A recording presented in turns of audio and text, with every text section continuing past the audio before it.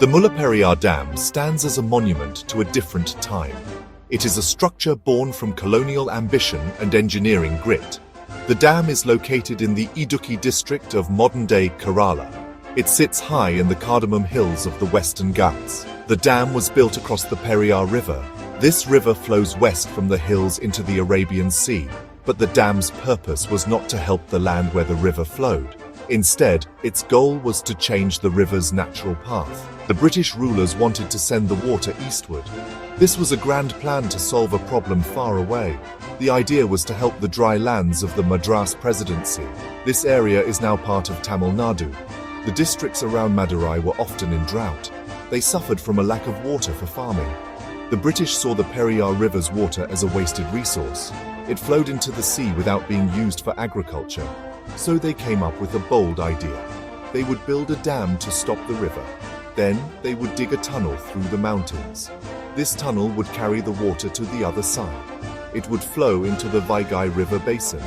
This would bring life to the thirsty lands of Madurai. This vision led to a historic agreement. In 1886, the British government in Madras made a deal. They signed a lease agreement with the princely state of Travancore.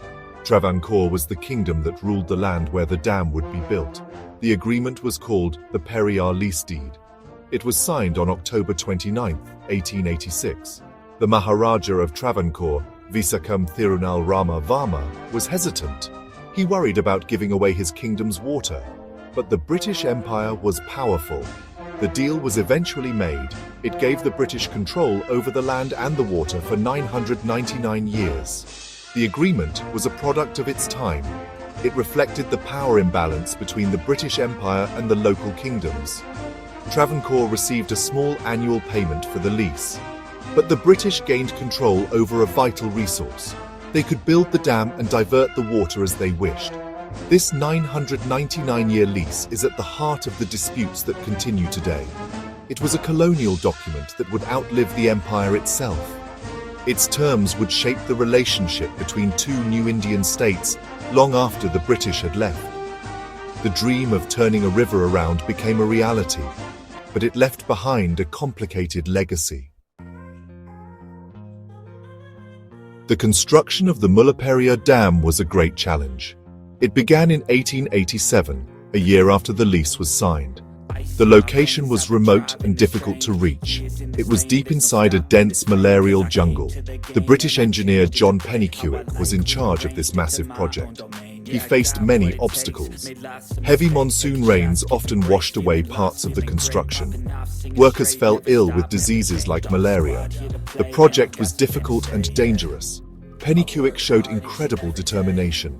He and his team worked tirelessly to build the dam. The dam was an engineering marvel for its time.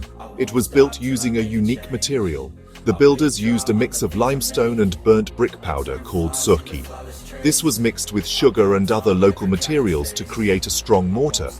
This mixture was used to bind large blocks of stone together. This method was an ancient Indian technique. It was chosen because it was cheaper and more readily available than cement. The dam was built as a gravity dam. This means its own weight holds back the water. The construction took 8 long years to complete. John Pennycuick has become a legendary figure, especially in Tamil Nadu. There is a story that he sold his wife's jewelry to fund the project when the British government stopped the money flow. While this story may be more legend than fact, it shows how much he is respected. His dedication ensured the project was finished. The dam was completed in 1895. It stood as a testament to human will against the power of nature. The dam created a large reservoir. A tunnel was also bored through the mountains to carry the water east. The completion of the dam changed the landscape forever. The waters of the Periyar River were successfully diverted. They flowed through the new tunnel into the Vaigai River. This water began to irrigate the dry plains of the Madurai region. For the first time, farmers there had a reliable source of water. They could grow crops year-round. The dam brought prosperity to an area that had long suffered from famine. It turned barren land into a fertile agricultural hub. The colonial project had achieved its goal.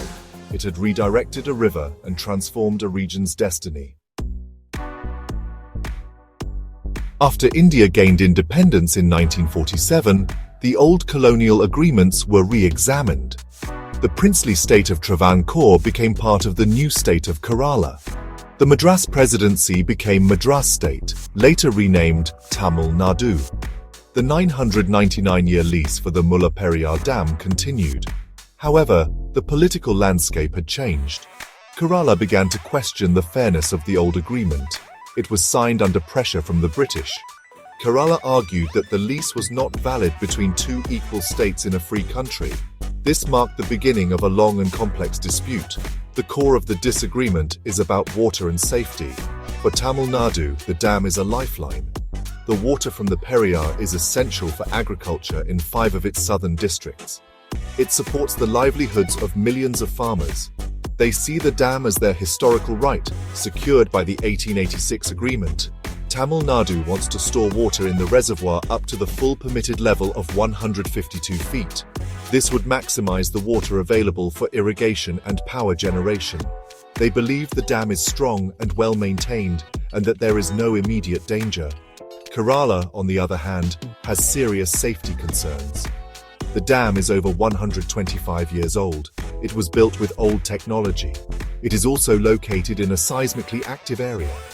People in Kerala, especially those living downstream, fear that the old dam could break. A dam failure would cause a catastrophic flood, threatening the lives of millions. Because of this fear, Kerala wants to limit the water level in the reservoir. They have argued for a lower level, around 136 feet, to reduce the pressure on the old structure. Their ultimate goal is to build a new dam to replace the old one. These different views have led to decades of political and legal battles. The issue is highly emotional in both states. It involves questions of state rights, resource sharing, and public safety. The dispute has been taken to the Supreme Court of India multiple times. The court has had to balance Tamil Nadu's need for water with Kerala's concerns about safety. It appointed expert committees to study the dam's strength. These legal battles have kept the colonial-era dam in the national spotlight long after the empire that built it has faded into history. The Supreme Court of India has played a key role in the Mullaperiyar dispute. Over the years, it has delivered several important verdicts. In 2006, the court allowed Tamil Nadu to raise the water level to 142 feet. It said that the dam was safe after strengthening works were done. Kerala responded by passing a new law in its state assembly to bypass the court's order. This law, the Kerala Irrigation and Water Conservation Amendment Act, set the maximum water level at 136 feet. This brought the case back to the Supreme Court once again. In 2014, the Supreme Court struck down the law passed by Kerala. It declared the law unconstitutional. The court said that one state could not pass a law to overrule a court judgment in a dispute with another state. It reaffirmed its earlier decision and permitted Tamil Nadu to raise the water level to 142 feet. The court also set up a 3-member supervisory committee. This committee was tasked with monitoring the dam's safety and overseeing any repair work. The court's decisions have consistently focused on expert technical assessments of the dam's structural integrity. Despite the court's rulings, the debate is far from over. Kerala continues to advocate for a new dam. They argue that a new structure is the only permanent solution to the safety risk. Tamil Nadu opposes this. They worry that a new dam would give Kerala control over the water flow, threatening their water security. The 999-year lease remains a major point of contention. Kerala sees it as an unjust colonial relic, while Tamil Nadu views it as a legally binding contract that secures its rights to the water. The differing perspectives are deeply rooted in their unique histories and needs. The Mullaperiyar Dam is more than just a wall of stone and mortar. It is a symbol of shared history and ongoing conflict. For Tamil Nadu, it represents prosperity and life-giving water, a promise fulfilled by a colonial-era engineering feat. For Kerala, it represents a constant source of anxiety, a potential threat hanging over its people. The dam's story shows how decisions made in the past continue to shape the present.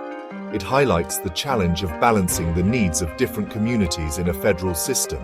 The old dam stands firm, a silent witness to the unending flow of water and the complex currents of human history.